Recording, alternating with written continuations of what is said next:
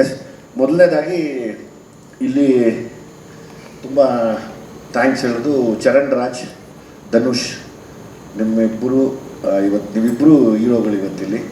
ಅದ್ರ ಜೊತೆಗೆ ತುಂಬ ಏನಂದರೆ ಇವತ್ತು ನಮ್ಮ ಎಲ್ಲ ಸಿನಿಮಾಗಳನ್ನ ತೊಗೊಂಡು ಗ್ರ್ಯಾಂಡಾಗಿ ರಿಲೀಸ್ ಮಾಡಿ ಒಳ್ಳೆಯ ಹೆಸರು ಸಂಪಾದನೆ ಮಾಡ್ತಿರುವಂಥ KVN ಸಂಸ್ಥೆ ಸುಪ್ರೀತ್ ಅವ್ರು ಆಗ್ಬೋದು, KVN ಸರ್ ಆಗ್ಬೋದು, ಆ್ಯಂಡ್ ಅಗೇನ್ ಆನಂದ್ ಆಡಿಯೋ ನಮ್ಮ ಶ್ಯಾಮ್ ಅವ್ರು ಆಗ್ಬೋದು. ನೀವೆಲ್ಲ ಸೇರಿದ್ದಕ್ಕೆ ಇವತ್ತೊಂದು ಒಳ್ಳೆ ಕಳೆ ಕಟ್ಟಿದೆ ಸರ್. ನಾವು ನಿಮಗೋಸ್ಕರ ವೆಯ್ಟ್ ಮಾಡ್ತಾಯಿದ್ವಿ. ಇನ್ನೇನಿದ್ರು ಸಾಂಗ್ಸ್ ಬಗ್ಗೆ ನೀವು ಹೇಳಬೇಕು, ನಾವೇನಿಲ್ಲ, ನಮ್ಮದೇನಿಲ್ಲ, ಕೆಲಸ ಮುಗಿದಿದೆ. ನೀವೆಲ್ಲ ಪ್ರಶ್ನೆ ಕೇಳಿದ್ರೆ ನಾವು ಉತ್ತರ ಕೊಡ್ತೀವಿ. ಸುಪ್ರೀತ್ ಸರ್ ಆಗ್ಬೋದು, ಶ್ಯಾಮ್ ಸರ್ ಆಗ್ಬೋದು, ಯಾರು ಬೇಕಾದ್ರೂ ಮಾತಾಡಿ. ನಿಮ್ದು ಮಾತಿಲ್ಲ, ಕೆಲಸ ಅಷ್ಟೇ. ಯಾಕೆಂದರೆ ನಾನು ಚರಣು ಸಿನಿಮಾನ ಹೊರಗಡೆ ತರೋ ವಿಷಯದಲ್ಲಿ ಇಬ್ಬರು ಬ್ಯುಸಿಯಾಗಿ ಹೋಗಿದ್ದೀವಿ ಒಬ್ರಿಗೊಬ್ರು. ಸೊ ಹಾಗಾಗಿ ಈ ಟೆನ್ಷನಲ್ಲಿ ನಮಗೇನು ಗೊತ್ತಾಗ್ತಿಲ್ಲ. 18ಕ್ಕೆ ಸೆಪ್ಟೆಂಬರ್ 18ಕ್ಕೆ ರಿಲೀಸ್ ಆಗ್ತಾಯಿದೆ. ನನಗೆ ನಾನು ಜಾನಪದ ಹಾಡುಗಳು ತುಂಬ ಇಷ್ಟಪಡ್ತೀನಿ ಯಾವಾಗಲೂ.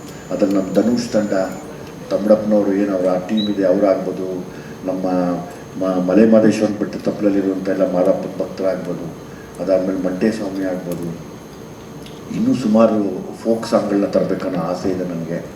ಜೊತೆಯಲ್ಲಿ ಯಾವಾಗಲೂ ನಾನು ಇವತ್ತಿಗೆ ಹುಡುಗರಿಗೆ ಇಷ್ಟ ಆಗೋ ನನಗೆ ಒಂದು ಮ್ಯೂಸಿಕ್ನ ಅದ್ರ ಟಚ್ನ ಯಾವಾಗಲೂ ಚರಣ್ನ ಕೇಳ್ಕೊತೀನಿ.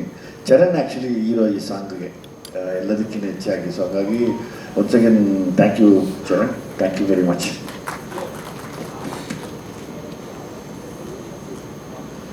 ಸರ್, ಇದು ಯಾವಾಗ ನಮ್ಮ ಸಿನಿಮಾಗಳು ಅಂದಾಗ ನನ್ನ ಮಣ್ಣಿನ ಕಥೆಗಳು, ನನ್ನ ಬಡತನದಲ್ಲಿ ನಾವು ನೊಂದಿರುವಂಥ, ಇವತ್ತಿಗೂ ಬಡತನ ಇರುವಂಥ ಬಡವರ ಕಥೆಗಳನ್ನು ಮಾಡೋಕ್ಕೆ ಇಷ್ಟಪಡ್ತೀನಿ.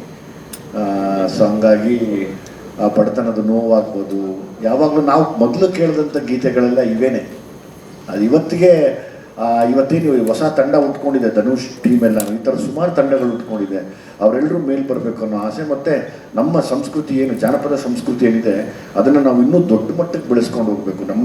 ನಮ್ಮ ಕನ್ನಡ ನಾಡಲ್ಲಿರುವಂಥ ಜಾನಪದ ಸಂಸ್ಕೃತಿನ ತುಂಬ ದೊಡ್ಡ ಮಟ್ಟಕ್ಕೆ ತೊಗೊಂಡೋಗ್ಬೇಕನ್ನೋ ಆಸೆ ನಾನು ಸಣ್ಣದು ಒಂದು ಹೆಜ್ಜೆ ಇಡ್ತಾ ಇದ್ದೀನಿ.